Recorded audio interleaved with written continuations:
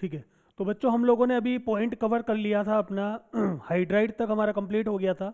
ठीक है, तो हाइड्राइड तक हम लोगों ने कंप्लीट कर लिया था। अब हाइड्राइड के बाद अपन अब बात करते हैं विलयता की। देखो एक चीज और है कि देखो, तो ये अपना यहाँ पे पॉइंट अपन लोगों ने कवर कर लिए थे। ठीक है ना, अब इसके बाद में हम लोग बात करते हैं अपने नए टॉपिक पर, उसका नाम है विलयता। देखो इसे अपन ने सब टॉपिक में तो नहीं लिया है, लेकिन इसको आप लोग ध्यान रखना, किसी भी यौगिक की विलयता की बात करें, ये नोट करके हम लोग इसको लिखेंगे। अब ये भी बच्चों इंपॉर्टेंट है, तो इसको थोड़ा सा आप लोग ध्यान रखें। ठीक है, तो विलयता, देखो विलयता में किस प्रकार के प्रश्न आते हैं आपसे, जैसे आपने हेलाइड वाला टॉपिक पढ़ा था ना, हेलाइड, उसमें से विलयता आती है, जैसे lithium fluoride, lithium chloride, lithium bromide and lithium iodide. ठीक है, ये इनकी विलयता का क्रम है। जैसे अपन और लिखे NF।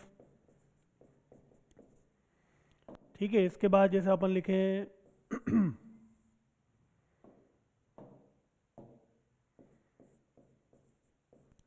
Sodium fluoride, sodium chloride, sodium bromide and sodium iodide. देखो ये इनकी विलयता का क्रम है, बहुत ही महत्वपूर्ण है ये हमारे लिए। देखो छोटी क्लासों में एक हम लोग एक स्टेटमेंट पढ़ते हैं छोटी क्लासों में कि समान समान को घोलता है। ठीक है ना, कि आयनिक यौगिक जो होते हैं वो जल में ज़्यादा विलय होते हैं। ठीक है, हेलाइड में जब अपन लोगों ने बात कर रहे थे सहसंयोजक प्रकृति की, जब अपन ने हेलाइड टॉपिक पढ़ा था अभी, तो हमने ये कहा था कि लिथियम फ्लोराइड जो होता है उसमें आयनिक लक्षण ज़्यादा होते हैं। सहसंयोजक प्रकृति कम थी ना लिथियम फ्लोराइड में। अगर लिथियम फ्लोराइड में सहसंयोजक प्रकृति कम थी तो इसमें आयनिक प्रकृति ज़्यादा होगी। अब अगर इसके अंदर आयनिक प्रकृति ज़्यादा है तो इसकी विलयता भी ज़्यादा होनी चाहिए, लेकिन इसकी विलयता तो देख लो आप बिल्कुल अलग है। इंपॉर्टेंट है, इसको मैं यहाँ पे इंपॉर्टेंट लगा भी देता हूँ, क्योंकि जैसा हम सोच रहे हैं जैसा होना चाहिए वैसा नहीं है इसके अंदर क्रम। लिथियम फ्लोराइड ज़्यादा आयनिक है तो ये ज़्यादा जल में विलय होना चाहिए, लेकिन यहाँ पे ये तो उल्टा आ रहा है आंसर। ठीक है, तो अब आप लोग ध्यान रखना, हम लोग कंपटीशन की पढ़ाई कर रहे हैं, तो यहाँ पे जो रटी रटाई बातें होती हैं वो नहीं चलती हैं। देखो जब भी कभी किसी यौगिक की विलयता के बारे में अगर हमें बताना हो तो हमें दो प्रकार की ऊर्जाओं को कंपेयर करना होगा। हमने ये कहा कि लिथियम आयोडाइड की विलयता ज़्यादा है। भाई देखो दो प्रकार की जो ऊर्जाएं होंगी वो ये हैं, एक तो होती है, किस आधार पर हम इसका आंसर देंगे वही हम लोग समझ रहे हैं। तो देखो एक तो है आपके पास में डेल्टा H जालक, और एक होती है ऊर्जा डेल्टा H जल योजन। तो ये जालक एंथैल्पी, भाई H अपन किसको बताते हैं, एंथैल्पी को। H का मतलब क्या है, एंथैल्पी। ठीक है ना, तो ये क्या हुई अपनी जालक एंथैल्पी, मैं लिख भी देता हूं मैं एक बार। तो ये तो हुई अपनी जालक एंथैल्पी, जालक एंथैल्पी। जनरली जो आयनिक यौगिक होते हैं वो जालक का निर्माण करते हैं, और ये हुई आपकी जल योजन एंथैल्पी, जल योजन एंथैल्पी। ठीक है, जब भी किसी यौगिक की जल योजन एंथैल्पी उसकी जालक एंथैल्पी से ज़्यादा होगी तभी वह यौगिक विलय होगा, अधिक विलय होगा। अगर किसी यौगिक के लिए जल योजन एंथैल्पी का मान उस यौगिक की जालक एंथैल्पी से ज़्यादा है तो वह यौगिक जल में अधिक विलय होता है। हमने ये कहा लिथियम आयोडाइड अधिक विलय है, तो लिथियम आयोडाइड की जल योजन एंथैल्पी का मान उसकी जालक एंथैल्पी से अधिक है। ठीक है, तो इस परिस्थिति में आपका यौगिक जो होगा वो विलय होगा। यौगिक अपन यहाँ पे लिख सकते हैं इस परिस्थिति में यौगिक विलय होगा, यौगिक विलय होगा। और अगर मान लो ये क्रम उल्टा हो जाए, अगर मान लो डेल्टा H जालक और हमने यहां पे लिखा डेल्टा H जल योजन, ठीक है, अगर मान लो ये क्रम इस तरह का है तो आपका जो यौगिक होगा तो हम यहां लिखेंगे यौगिक, यौगिक अविलय होगा। यौगिक क्या होगा? अविलय।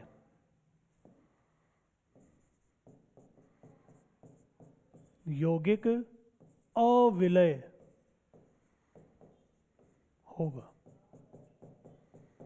हरी बात समझ में? अगर डेल्टा है जलयोजन ज्यादा है जालक से तो यौगिक विलय होगा, और अगर मान लो जालक एंथैल्पी ज्यादा है तो यौगिक अविलय होगा। अब सोचो आप, जालक कौन बनाता है? जो आयनिक यौगिक होते हैं वो जालक बनाते हैं।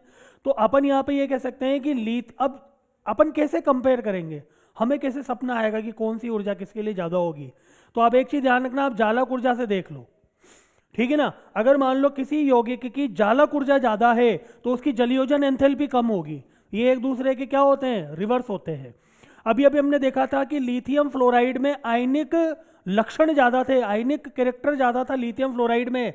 तो अगर इसमें आयनिक लक्षण ज्यादा है तो ये जालक बनाएगा, और उस जालक की एंथैल्पी ज्यादा होगी तो डेफिनेटली इसकी जलयोजन एंथैल्पी का मान कम होगा। अगर इसमें सहसंयोजक लक्षण ज्यादा थे तो इसके अंदर आयनिक लक्षण कम थे, अगर इसके आयनिक लक्षण कम है तो इसकी जालक एंथैल्पी भी क्या होगी? कम होगी। सीधा सा उत्तर है। जिसमें आयनिक लक्षण ज्यादा होंगे ना तो उसकी जालक एंथैल्पी ज्यादा होगी, तो उसकी जलयोजन एंथैल्पी कम होगी। तो ये एक दूसरे की रिवर्स होती है। तो इनको आप अच्छे से याद रखना। देखो इसी से ही आपको ये क्वेश्चन सोल्व करने होंगे। तो ये हुआ हमारा विलयता पे आधारित एक प्रश्न, और ये बहुत ही महत्वपूर्ण है पेपर की दृष्टि से। मैं दिखाऊंगा आपको जब हम क्वेश्चन करेंगे कि इस पे कितने प्रश्न पूछे जाते हैं, ठीक है। तो अब हम लोग आगे बढ़ते हैं अपने एक टॉपिक की तरफ। मैं एक टॉपिक और आपको यहाँ बता देता हूँ, और वो जो अगला टॉपिक है वो है जलयोजन एंथैल्पी। ये भी नोट में ही लिखना है आपको, ये अलग से टॉपिक है। जलयोजन, जो अगला टॉपिक है वो है आपका जलयोजन एंथैल्पी। जलयोजन एंथैल्पी। जलयोजन एंथैल्पी, हमने ये कहा कि जो लिथियम है, लिथियम की जलयोजन एंथैल्पी का मान ज्यादा होता है, ठीक है ना। तो अगर हमने ये कहा कि लिथियम प्लस की जलयोजन एंथैल्पी ज्यादा है, तो जलयोजन एंथैल्पी का मतलब क्या है? ये वाटर की ज्यादा लेयर को अपनी तरफ आकर्षित करेगा। मतलब ज्यादा पानी के जो अणु होंगे वो इसकी तरफ आकर्षित होंगे। तो इस केस में क्या है? इसकी जलयोजन एंथैल्पी ज्यादा, ये मतलब है इसका। हमने ये कहा कि सोडियम की जलयोजन एंथैल्पी कम है, तो ये कम लेयर को अपनी तरफ आकर्षित करेगा, पानी की कम परत इसकी तरफ आकर्षित होगी। तो लिथियम प्लस की जलयोजन एंथैल्पी ज्यादा होती है सोडियम प्लस की तुलना में। अब लिथियम प्लस की जलयोजन एंथैल्पी ज्यादा क्यों होती है? क्योंकि इसका आकार छोटा होता है। छोटे आकार के कारण इसके ऊपर आवेश घनत्व क्या होता है? अधिक होता है, ठीक है ना। तो अपन यहां लिखेंगे लिथियम प्लस की जलयोजन एंथैल्पी, जलयोजन एंथैल्पी अधिक होती है, अधिक होती है। समझ आ रही है बात? जलयोजन एंथैल्पी का मतलब कि वो जल की ज्यादा लेयर को अपनी तरफ अट्रैक्ट करेगा।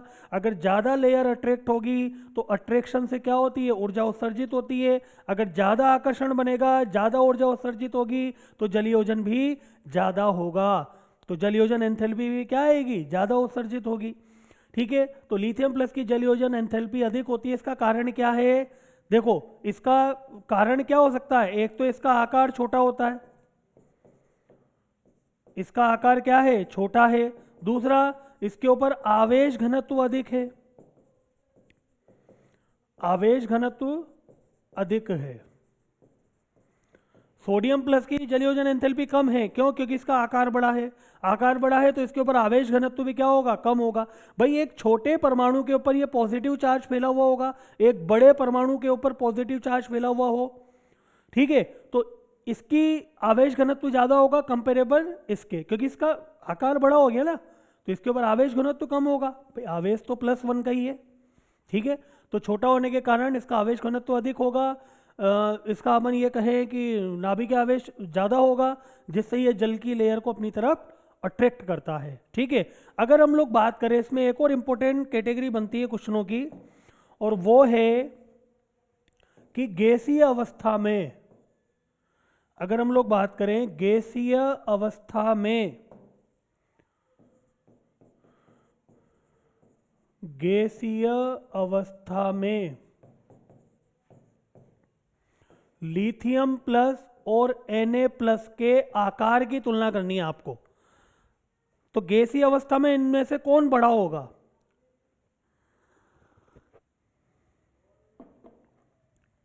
गैसीय अवस्था में इनमें कौन बड़ा होगा? लिथियम प्लस बड़ा होगा कि सोडियम प्लस बड़ा होगा? अब लिथियम प्लस सोडियम प्लस कौन बड़ा होगा गैसीय अवस्था में? ये बड़ा होगा। अभी अभी हमने देखा था, ऊपर से नीचे जाने पर आकार में वृद्धि होती है, तो सोडियम का आकार बड़ा होगा, सोडियम का आकार क्या होगा? बड़ा होगा। लेकिन अगर हम बात करें जलीय विलयन में, जलीय विलयन में, यानी कि हम बात कर रहे हैं लिथियम प्लस एक्वस और सोडियम प्लस एक्वस की, अब कौन बड़ा होगा? लिथियम प्लस बड़ा होगा। वेरी वेरी इंपॉर्टेंट, बहुत ही महत्वपूर्ण है ये, कि अगर हम जलीय विलयन में बात करेंगे तो लिथियम प्लस का आकार बड़ा होता है Na+ की तुलना में। तो Na+ की तुलना में लिथियम प्लस का आकार क्या होता है? बड़ा होता है। क्यों बड़ा हुआ जलीय विलयन में? देखो ये जल की ज्यादा परतों को अपनी तरफ आकर्षित करता है। जलयोजन एंथैल्पी ज्यादा होने का कारण क्या है? कि ये ज्यादा परतों को अपनी तरफ आकर्षित करेगा, तो देखो इसका आकार बड़ा हो गया। अगर ज्यादा परत आएगी तो मतलब यहां तक भी ये कोई ना कोई परत को अपनी तरफ आकर्षित कर रहा है। तो अगर अपन आकार देखें तो देखो ये कितना बड़ा आकार हो गया अब इसका, लिथियम का। ये कम परतों को अपनी तरफ आकर्षित करेगा, तो इसका आकार क्या होगा? भाई जलीय विलयन में अगर आपको आकार देखना है तो वो आयन जितनी परतों को अपनी तरफ आकर्षित कर रहा है, तो जब से जो उसमें सबसे लास्ट वाली परत होगी वहां तक की डिस्टेंस उसके आकार को बताती है। तो यहां पे आप देख सकते हो, अगर आप ध्यान से देखो तो ये देखो, ये इसका आकार बताएगी ये लाइन, और ये लाइन इसका आकार बताएगी, क्योंकि लिथियम प्लस में अंतिम परत ये है और सोडियम प्लस में अंतिम परत ये है। तो कौन सी लाइन बड़ी है तो वही उसके आकार को बताएगी।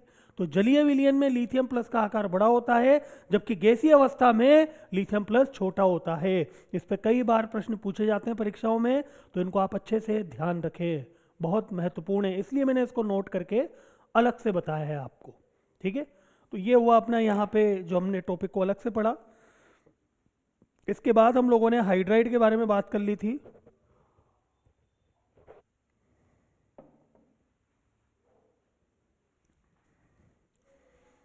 अब हम लोग बात करते हैं अपने अगले टॉपिक की तरफ।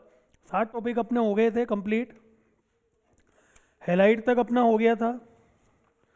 हैलाइड के बाद हम लोगों ने कंप्लीट कर लिए थे हाइड्राइड। हाइड्राइड के बाद अब हम लोग बात करेंगे कार्बाइड की। तो 9th नंबर का अपना टॉपिक है कार्बाइड।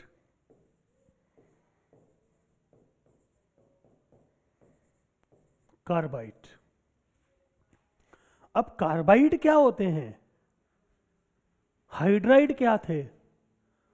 जिसमें H- की फॉर्म में होगा। कार्बाइड का मतलब क्या है? कि कार्बन माइनस की फॉर्म में होगा। कार्बाइड का मतलब कार्बन क्या होगा? माइनस की फॉर्म में। तो उसे अपन क्या बोलेंगे? कार्बन, यानी कि ऐसे यौगिक जिनमें कार्बन के ऊपर -1 का आवेश हो, कार्बन के ऊपर क्या हो? माइनस का आवेश, तो वो क्या कहलाते हैं? कार्बाइड। कैसे बनते हैं कार्बाइड? जैसे मान लो आपने लिथियम लिया और इसकी अपन ने कार्बन के साथ अभिक्रिया करा दी, तो ये Li2C2 बन जाएगा, तो इसे हम कहेंगे लिथियम कार्बाइड।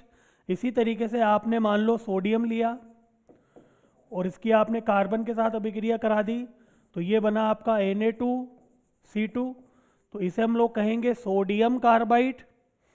ये क्या है आपका सोडियम कार्बाइड, ठीक है। तो जब आप इस कार्बाइड को तोड़ोगे, अब हमें क्या करना है, इस कार्बाइड को ब्रेक करना है। तो मैंने लिखा है यहाँ पे Li2C2। अगर मान लो मैं इस कार्बाइड को तोड़ता हूँ तो मुझे क्या मिलने वाला है, 2Li प्लस C2 2 माइनस, मुझे क्या मिलने वाला है यहाँ पे C2 2 माइनस। अब C2 2 माइनस का स्ट्रक्चर कैसे होगा, इसका स्ट्रक्चर कैसे होगा C2 2 माइनस का, ऐसा, ये हो गया C2 एक माइनस यहाँ एक माइनस यहाँ, तो ये बन गया C2 माइनस का स्ट्रक्चर। इसे हम लोग बोल रहे हैं कार्बाइड।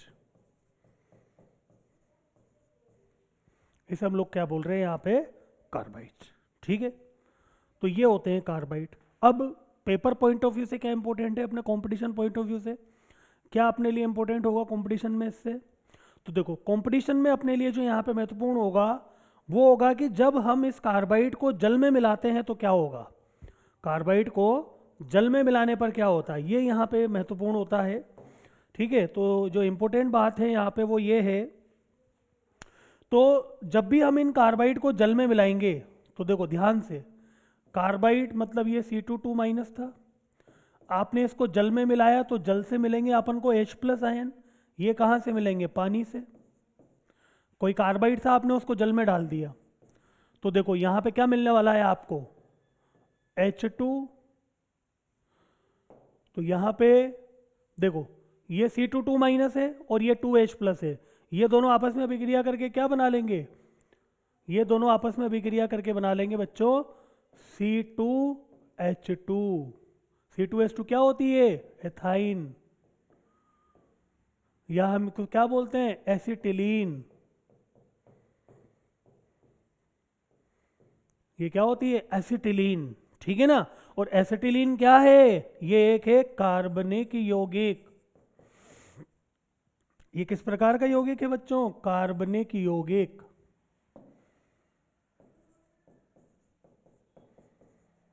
ये है कार्बनिक यौगिक, ठीक है। तो ये महत्वपूर्ण हुआ अपने लिए यहाँ पे कि आप एक अकार्बनिक, अब ये क्या, ये किस प्रकार का यौगिक था, अकार्बनिक था। कार्बाइड क्या है, अकार्बनिक यौगिक।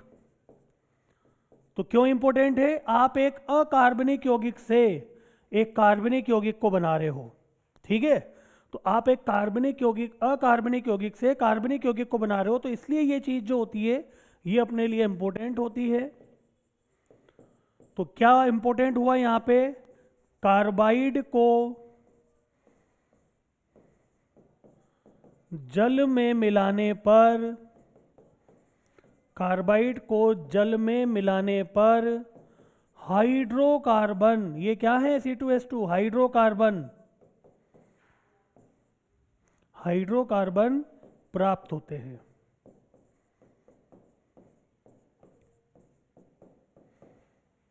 जल में मिलाने पर हमें क्या प्राप्त होते हैं, हाइड्रोकार्बन प्राप्त होते हैं, ठीक है।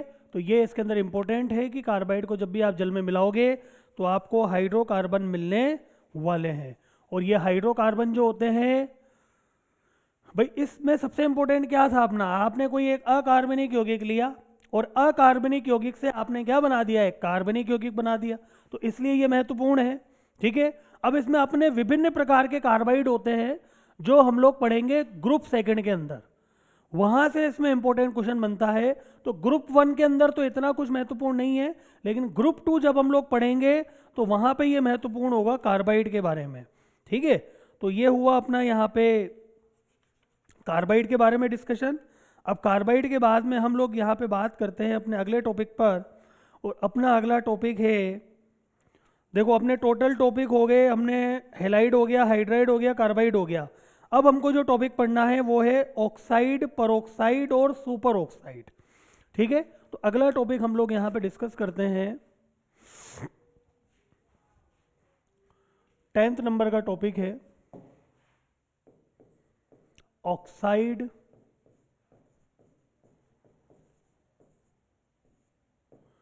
परऑक्साइड तथा सुपर ऑक्साइड।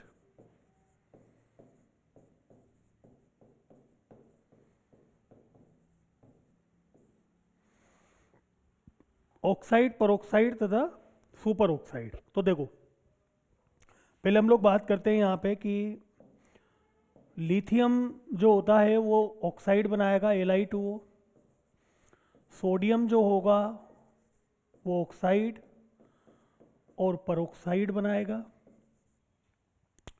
पोटेशियम ऑक्साइड, ठीक है, परऑक्साइड और सुपर ऑक्साइड बनाएगा। इसी तरीके से rubidium oxide, peroxide and super oxide, caesium भी ऑक्साइड, परऑक्साइड और सुपर ऑक्साइड बनाता है, ठीक है। तो देखो ऑक्साइड का मतलब क्या है, ऊपर मैंने सबसे पहले लिखा आपका लिथियम ऑक्साइड। तो देखो ऑक्साइड किसको बोलते हैं, O2 माइनस को हम लोग बोलते हैं ऑक्साइड, O2 2 माइनस को हम लोग बोलते हैं परऑक्साइड और O2 माइनस को हम लोग बोलते हैं सुपर ऑक्साइड। तो ये वाला आयन जो है ये तो हमको बता रहा है ऑक्साइड के बारे में। ये हो गया आपका परऑक्साइड आयन, और जब भी अपन को O2 माइनस की फॉर्म में मिलेगा तो इसे हम लोग बोलेंगे सुपर ऑक्साइड। तो ये तत्व जो होते हैं वो इस प्रकार से बनाते हैं अपने। तो अब आप यहां पे एक चीज देखें कि ऑक्साइड, परऑक्साइड और सुपर ऑक्साइड। अब यहां पे एक चीज इंपॉर्टेंट होती है, आप देखो सबसे पहले लिथियम को, लिथियम तो केवल एक ऑक्साइड ही बना रहा है, लिथियम ना तो परऑक्साइड बना रहा है और लिथियम ना सुपर ऑक्साइड बना रहा है। ऐसा क्यों, अब ये इंपॉर्टेंट होता है कि why lithium form only oxide, कि लिथियम केवल ऑक्साइड ही क्यों बनाता है। तो देखो अगेन वही अपना इनऑर्गेनिक का कॉन्सेप्ट, लिथियम कैसा होता है, छोटू। तो अब वो जब छोटू है तो वो छोटे जो ऋणायन होंगे उन्हीं के साथ ही रहना पसंद करेगा, क्योंकि वो उन्हीं के साथ ही प्रबल बंध बना सकता है। इन तीनों में से अगर आप आकार का क्रम देखो इनका, ये भी इंपॉर्टेंट है। अगर हम आकार की दृष्टि से देखें तो O2 माइनस से बड़ा होगा आपका O2 2 माइनस और इससे बड़ा होगा आपका O2 माइनस। तो ये इन ऋणायनों के आकार का क्रम है। तो जब लिथियम छोटू है तो वो छोटे एनायन के साथ ही तो जुड़ेगा ना, तभी छोटू छोटू के बीच में प्रबल बंध बनेगा। तो लिथियम छोटा था तो वो केवल इस O2 माइनस के साथ में जुड़ेगा और ऑक्साइड बनाएगा। ये सब बड़े ऋणायन है, बड़े ऋणायन के साथ में उसका बंध प्रबल नहीं होगा, बंध का स्थायित्व भी उसका नहीं होगा। इसलिए लिथियम जो होता है वह केवल छोटे ऋणायन के साथ मिलकर ही बंध बनाता है, बड़े ऋणायन के साथ में ये मिलकर बंध नहीं बना सकता, क्योंकि अगर ये बंध बनाता भी होगा तो वह बंध दुर्बल होगा, वह टूट जाएगा, ठीक है। तो अगेन यहाँ पे वही छोटे छोटू का कॉन्सेप्ट, लिथियम छोटू, ये भी छोटू, ठीक है। तो ये छोटू इस छोटू के साथ ही क्या करेगा, बंध बनाएगा, ठीक है। तो इसको आप लोगों को ध्यान रखना। एक तो इंपॉर्टेंट चीज इसके अंदर ये है, ठीक है, कि लीवाई लिथियम फॉर्म ओनली ऑक्साइड, ठीक है। नेक्स्ट जो इसके अंदर कैटेगरी बनती है इंपॉर्टेंट, जो हमें ध्यान रखनी है, वो है कि ये जो परऑक्साइड है या सुपर ऑक्साइड है, इनमें से कौन रंगीन होता है, ठीक है ना भाई। जैसे यूं है, जैसे मैंने एक क्वेश्चन लिखा कि सुपर ऑक्साइड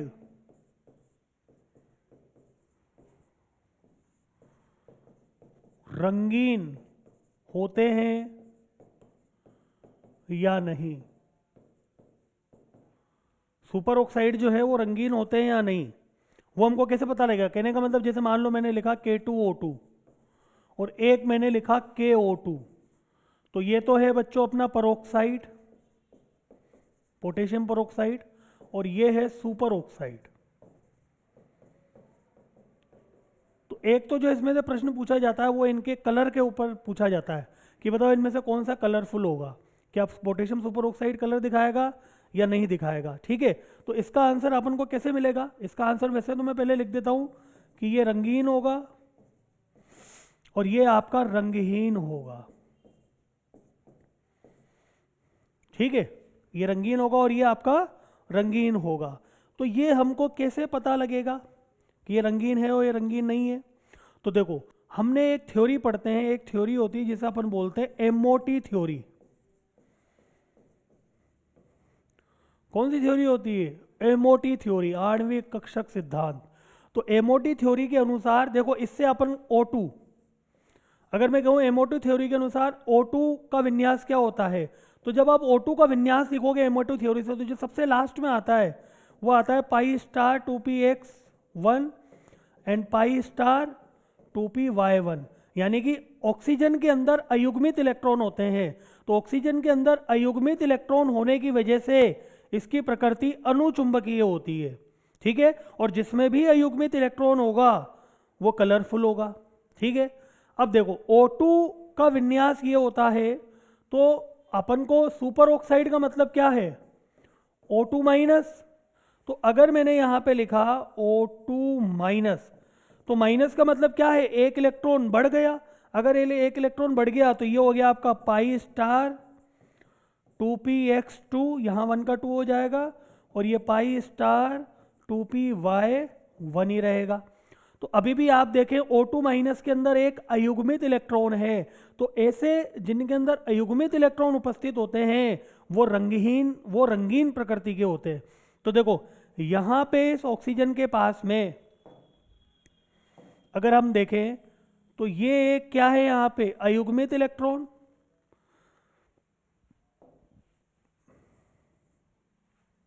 ये यहाँ पे क्या हुआ? अयुग्मित इलेक्ट्रॉन।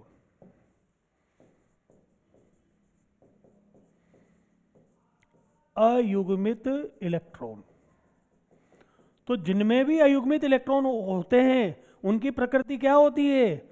वो अनुचुंबकीय प्रकृति के होंगे। ये होंगे आपके अनुचुंबकीय प्रकृति के।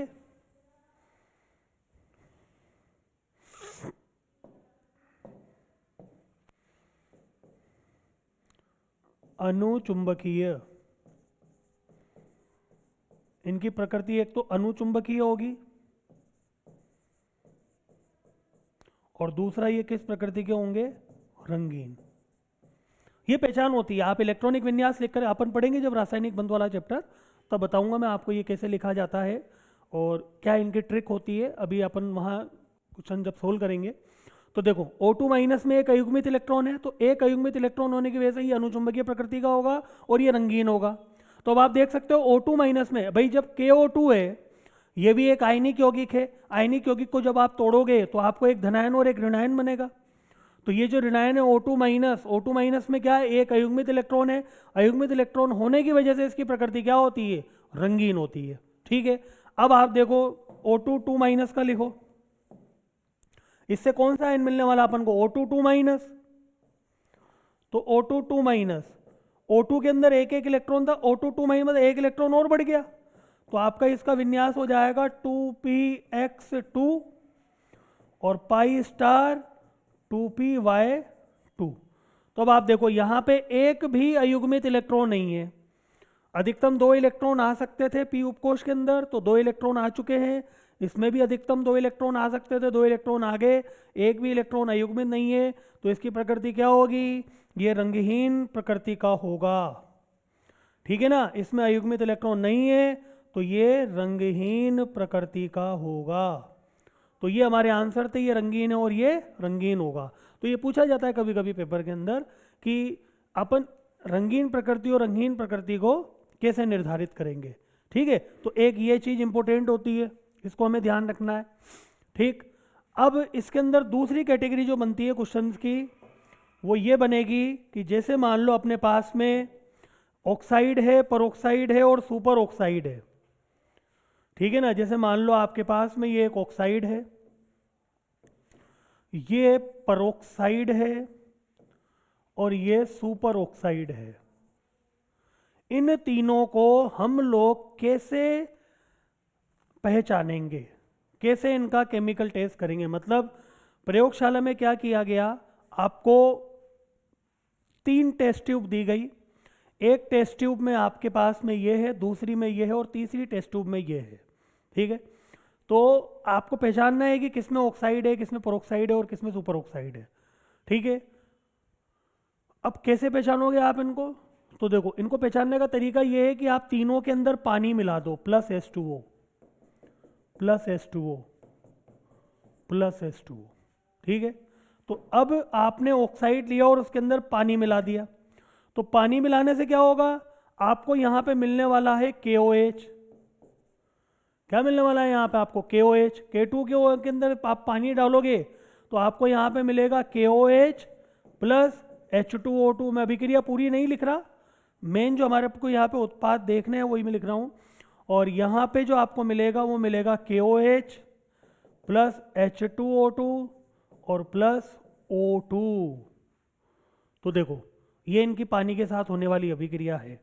अगर आप ऑक्साइड की पानी के साथ में अभिक्रिया करोगे तो आपको हाइड्रोक्साइड मिलेगा। यह है आपका परोक्साइड। परोक्साइड को पानी में मिलाओगे तो आपको H2O2 मिलेगा, और सुपर ऑक्साइड को जब आप पानी में मिलाओगे तो आपको यहाँ पे परोक्साइड और ये ऑक्सीजन में मिलता है। तो देखो, ये एक इंपॉर्टेंट है यहाँ पे कि आपको इससे क्या मिल रहा है? ऑक्सीजन। तो यहाँ पे जो ये ऑक्सीजन मिलती है इसका हम कहाँ उपयोग करते हैं बताओ? इस ऑक्सीजन का कहाँ उपयोग करोगे? चलो, इसमें एक चीज और अपन मैं आपसे पूछूं, बताओ इन तीनों में से आक्सीकारक प्रवृत्ति किसकी ज्यादा होगी? कौन प्रबल आक्सीकारक है? यह भी प्रश्न पूछा जा सकता है कि ऑक्साइड, परोक्साइड और सुपर ऑक्साइड की आक्सीकारक प्रकृति, आक्सीकारक प्रकृति किसकी ज्यादा होगी? तो देखो, आक्सीकारक प्रकृति किसकी ज्यादा होती है? जो ऑक्सीजन देता है। इन तीनों में से अगर हम देखें तो ऑक्सीजन कौन दे रहा है अपन को? ऑक्सीजन अपन को मिल रही है सुपर ऑक्साइड से, तो ये प्रबल आक्सीकारक होगा। फिर ये थोड़ा दुर्बल होगा और ये बिल्कुल दुर्बल होगा। तो इनकी आक्सीकारक प्रकृति का क्रम होगा potassium oxide, potassium peroxide and potassium super oxide. Super oxide प्रबल आक्सीकारक क्यों है? क्योंकि ये हमें ऑक्सीजन दे रहा है, बाकी इन दोनों से अपन को ऑक्सीजन नहीं मिल रही है, ठीक है। तो एक ये इंपॉर्टेंट कैटेगरी यहाँ पे क्वेश्चन की इनकी आक्सीकारक प्रवृत्ति की, ठीक है। दूसरा, अब यहाँ पे जब अपन ने इसमें पानी मिलाया और अपन को ऑक्सीजन मिला, तो इस ऑक्सीजन का उपयोग हम लोग कहाँ कर सकते हैं? ये ऑक्सीजन का उपयोग कहाँ कहाँ उपयोग करते हैं अपन ऑक्सीजन का? तो ऑक्सीजन का उपयोग बताओ कहाँ करते हैं? एक तो अपन करते हैं इसका उपयोग विरंजन क्रिया के अंदर, ब्लीचिंग के अंदर, और दूसरा अपन ऑक्सीजन का उपयोग करते हैं किसमें? ब्रीथिंग में। सांस लेने के लिए भी तो ऑक्सीजन का उपयोग करते हैं। तो आप देखो, यहाँ पे एक इंपॉर्टेंट कंपाउंड है पोटेशियम सुपर ऑक्साइड, जो हमें ऑक्सीजन दे रहा है। बताओ, इससे हमें ऑक्सीजन मिल रही है, तो यानी कि ये क्या करेगा? ऑक्सीजन देने का काम करेगा। भाई मैं आपको ये बता दूं कि ये जो हमें यहाँ पे ऑक्सीजन मिल रही है ये बहुत इंपॉर्टेंट है। तो देखो, यहाँ पे ऑक्सीजन जो मिलती है वो ऑक्सीजन हमारे काम में आती है, एक तो विरंजन क्रिया के अंदर और एक हमें काम में आएगी सांस लेने के अंदर।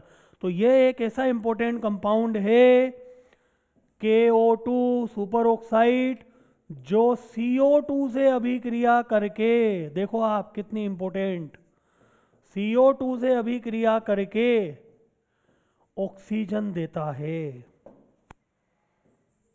सोचो ध्यान से, CO2 से अभिक्रिया करके क्या दे रहा है अपन को? ऑक्सीजन दे रहा है।